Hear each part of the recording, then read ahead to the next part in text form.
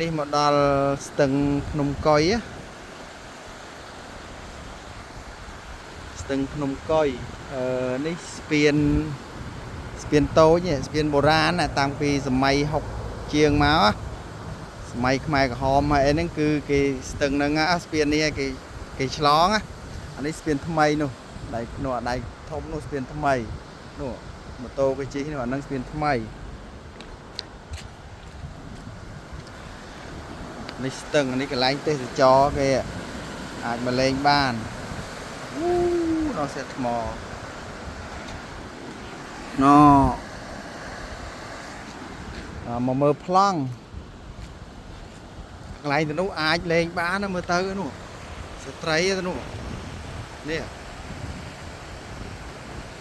បក់ក៏បានបងក៏បានដែរមេនេះភ្នំគេភ្នំកុយនេះភ្នំហ្នឹងមើលទៅនេះអត់សូវច្បាស់ទេ